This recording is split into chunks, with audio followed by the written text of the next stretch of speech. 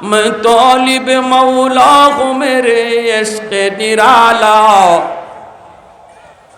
मैं तालिब मौला हूँ मेरे इश्क़ निराला, है जुमला जहाँ जिनके तजल्ली से उजाला, है जुमला जहाँ जिनके तजल्ली से उजाला, मादर दु जहाँ गैर खुदा यार नदारम, जुज़ याद खुदा हीच दिगर कार नदारम, जुज़ याद खुदा हीच दिगर कार नदारम। মুসলমানের আওয়াজ এখন আল্লাহু আকবার। এবার আমি প্রশ্ন করি, বলেন যদি দুধের সাথে তেলাওয়াত করলে তেলাওয়াত যায় ঢুকে, মা যদি দুধ পান করানোর সময় গান শুনে দুধের সাথে গানও ঢুকতে পারে কি পারে না? জোরে বলেন। তেলাওয়াত করলে যদি তেলাওয়াত ঢুকে, গান শুনলে গানও দুধের সাথে যায় ঢুকবেই, কারণ পাত্র যেমন কয় জিনিসের উপরে পাত্রর আসর যায় পড়ে, ঠিক কিনা ভাই? ময়মনসিংহ এলাকায় একবার চা খাইলাম, চা জাল লাগে। আমি বললাম ভাই চাতে আপনারা কি দিলেন, চিনি দিলেন না মরিচের গুঁড়া? কয় না হুজুর চিনি তো দিছি। আমি কই না তাহলে জাল লাগবে কেন? ওরাও চা মুখে নিচে নিয়ে দেখে ঠিকই জাল লাগে।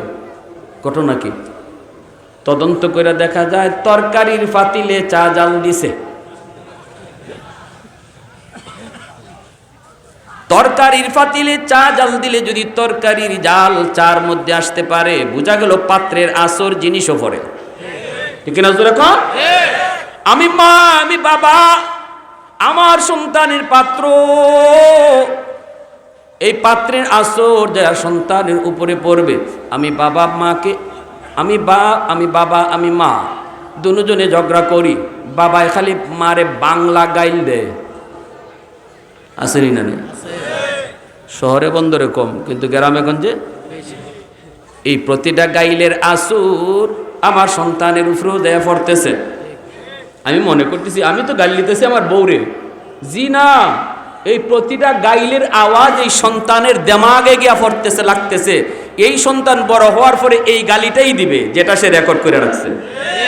আর এর জন্য দায়ী সন্তান না বাবা, এর জন্য দায়ী সন্তান না মা, ঠিক কিনা জোরে বলেন?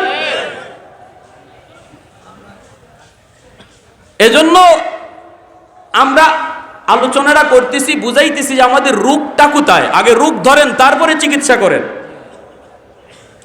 আর যদি আমার সন্তানকে আমি আলেম বানাইবার নিয়ত করি, হাফেজ বানাইবার নিয়ত করি, তাহলে তো নূরুন আলা নূর, এর উপরে কোনো বাপমার উত্তম সিদ্ধান্তই হতে পারে না যেই বাবা যেই মা সন্তানকে হাফেজ আলেম বানাইবার নিয়ত করছে।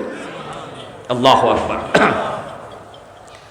আমাকে আমার আব্বা মাদ্রাসায় দিছেন, আমি একজন জেনারেল শিক্ষায় শিক্ষিত, জেনারেল ফ্যামিলির মানুষ, আত্মীয় স্বজন সবাই জেনারেল শিক্ষিত। এরপরও আমার আব্বা যে আমার মাদ্রাসায় দিছেন, চাচারা নিষেধ করছেন, আত্মীয় স্বজন সবাই নিষেধ করছে, মাদ্রাসায় পোলাটারে দিও না, মাদ্রাসায় দিলে চলবে কেমনে, খাইবে কেমনে, বউ ফালবে কেমনে, কত কথা আসেনি না? নাই?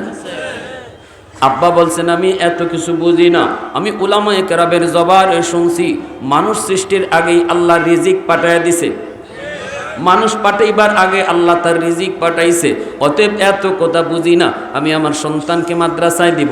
জিগাও তোমরা তারে, সে কোথায় পড়বে? আমি স্কুলে 5 পর্যন্ত পড়ছি, 5-এ বৃত্তিও পাইছি। এরপরে আমাকে আব্বা মাদ্রাসায় দিছেন, চাচারা জিগাইছেন বাবা কোথায় পড়বা? স্কুলে না মাদ্রাসায়। আমি ফার্স্ট চান্সে বলছি মাদ্রাসায় পড়ব। বলুন আমার আব্বা ঠকছেন না জিতছেন? আওয়াজ আসতে হয়েছে? হ্যাঁ, আমার ভাই যত বড় সচিব হোক, আমার আত্মীয় স্বজন যত বড় যেই হোক, কয়জনে চিনে বাংলাদেশের, কয়জনে দোয়া করে, কয়জনে নিয়ে হাত উঠায়, কিন্তু আলহামদুলিল্লাহ ছোট বড় নারী পুরুষ যেদিকে যাইতেছি প্রতিটা মানুষের মহব্বত পাইতেছি, দোয়া পাইতেছি, দোয়া নিতেছি, দোয়া করতেছি, ঠিক না? আমার দ্বারা আমার আব্বার যদ্দূর পরিচিতি, আমার ভাই 1জন না 5জন যদি এরকম বড় বড় সচিব হয়, তাদের দ্বারাও আমার বাবার এত বড় পরিচিতি নাই, ঠিক কিনা? এজন্য বলি ঠকবেন না, ঠকবেন না। নিয়ত যদি করেন সন্তানকে আলেম বানাবো, হাফেজ বানাবো, ইখলাসের সাথে যদি নিয়ত করেন, কিয়ামতের ময়দানে আল্লাহ একটা মুকুট হাতে নিয়ে, পাগড়ি হাতে নিয়ে আল্লাহ হাসরের মাঠে দাঁড়ায় বলবো, কই মা বাবারা? নবীর বাপ মা এবার কইব, আল্লাহ আমি অমুক নবীর বাবা, অমুক নবীর আম্মা। আল্লাহ বলবে, আমি তোমাদেরকে খুঁজি না। একজন হাফেজের বাবা, আলেমের মা এসে কইব, আল্লাহ আমি অমুক আলেমের বাপ, অমুক হাফেজের মা। আল্লাহ হাসরবাসীর সামনে বলবে, আমি তো তোমাদেরকেই খুঁজতেছি। মান ক্বারা আল কুরআন ওয়া আমিলা বিমা ফীহি উলবিসা ওয়ালিদাহু তাজান ইয়াউমাল কিয়ামা দাউহু আহসানু মিন দাউইশ শামস। তখন আল্লাহ পাক বলবে, আমি তোমাদেরকেই খুঁজি। আল্লাহ পাক রব্বুল আলামিন মাথায় পাগড়ি পরাবেন। দুনিয়ার জমিনে তার সন্তানের মাথায় পাগড়ি পরাইছে দুনিয়ার মানুষ, আর বাপ মার মাথায় পাগড়ি পরাইবেন আল্লাহ নিজের হাতে। কেন, কি জন্য এত সম্মান, এত ইজ্জত ওই বাবার, ওই মা? কারণ সমাজের মানুষের সাথে তার জিহাদ করতে হয়েছে, আত্মীয় স্বজনের সাথে জিহাদ করা লাগছে। সমাজের মানুষ তারে কত কথা বলছে। 100টা বাচ্চার ভিতরে 90টা বাচ্চা স্কুলের দিকে নিয়ে গেছে, আর 10টা বাচ্চা তারা মাদ্রাসার দিকে নিয়ে চলছে। এই 90টা বাচ্চার কত মানুষ, কতজন কত কথা তারে কইছে, না পোলাটারে গাঙ্গে ভাসায়ও না, পোলাটারে জীবন নষ্ট করো না, মাদ্রাসায় দিয়েছো মানে জীবন নষ্ট করে দিয়েছ। কত কথা, সার্টিফিকেট নাই, চাকরি নাই, কোনো ব্যবস্থা নাই, কত কথা, কত টিটকারি দিল। এরপরও বাবা তাদের কথায় কান দিল না, মা তাদের কথায় কান দিল না। আল্লাহ পাক কই, বান্দারে ওই দিন যখন আমি দেখতাম 100টার ভিতরে 90টাই যায় একদিকে, তোমরা 10 জন চলছো অন্যদিকে, ওই দিনই আমি আল্লাহ তোমরা বাপ মার উপরে খুশি হয়ে গেছি।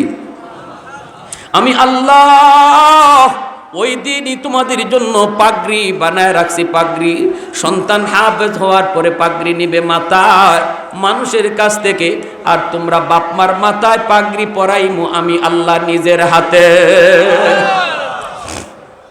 আল্লাহর হাতে পাগড়ি পরার নিয়ত কার কার আছে? একটু হাত তুলে আল্লাহরে দেখান।